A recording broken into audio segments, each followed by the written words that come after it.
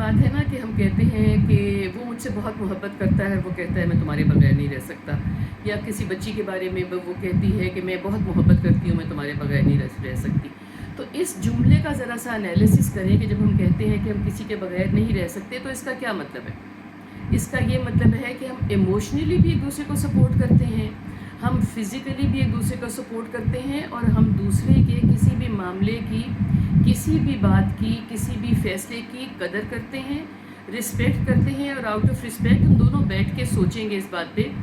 بہت مرتبہ آپ رسپیکٹ کرتے ہو مگر آپ کو سمجھ میں آ جاتی ہے کہ اگلے کا فیصلہ صحیح نہیں ہے، تو آپ مل کے فیصلہ کرتے ہو، پھر کئی دفعہ سمجھ بھی آ جاتی ہے کہ ہاں میں نے یہ غلط فیصلہ کیا تھا، مگر جب آپ یہ کہتے ہو کہ میں تمہارے بغیر نہیں رہ سکتا اور آپ اگلے کو سانس بھی نہیں لینے دیتے، تو آپ مجھے بتاؤ کہ یہ کیسی محبت ہے؟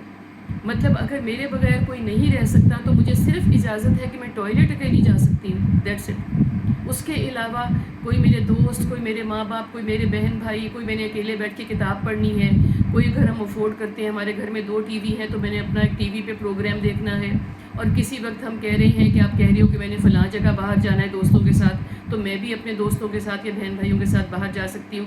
کیا یہ اس جگہ پہ نہیں کھڑا کہ میں تمہارے بغیر نہیں رہ سکتا؟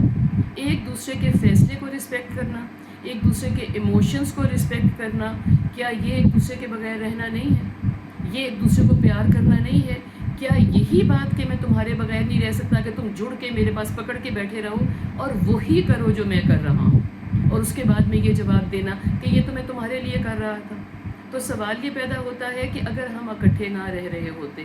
اگر ہم اکٹھے نہ ہوتے تو کیا آپ کماتے نہیں؟ کیا آپ گھر بناتے نہیں؟ کیا آپ ترقی کے لیے کوئی پلاننگ نہیں کرتے؟ کیا میری وجہ سے آپ یہ سارا کر رہے ہو؟ انسان ہونے کے ناطے آپ کو بھی تو بڑھوتری کا خود شوق ہے نا،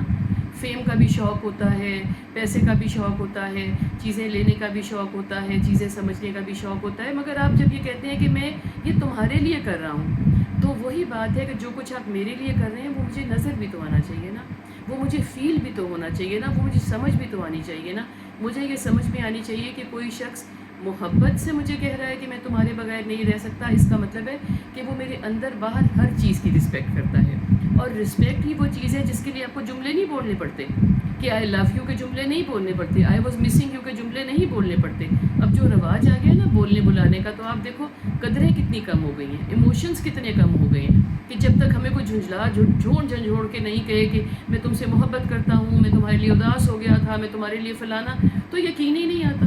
ورنہ کب یہ باتیں تھیں کہ ہم کہتے تھے کہ آئی مس یو یا آئی لو یو، یا بڑے ہمیں کہتے تھے کہ میں تمہارے لیے اداس ہو گیا ہوں، انڈرسٹوڈ تھا کہ کچھ دن ہو گئے ہیں تو ہم نے ملاقات کرنی ہی ہے، ہم نے بات کرنی ہی ہے۔ یا پھر ہم جب باہر جاتے ہیں تو کوئی بہت مہنگی سی چیز کسی کے لیے نہ لائیں تو یہ کہہ ہی نہیں سکتے کہ I was thinking of you, ورنہ یہ تھا کہ ایک بک مارک لے لیا، کوئی ایک چھوٹی سی اور کوئی ایک پن لے لی، کوئی ٹرنکلیٹ لے لیا، اگر کوئی آپ کو یاد آ گیا تو،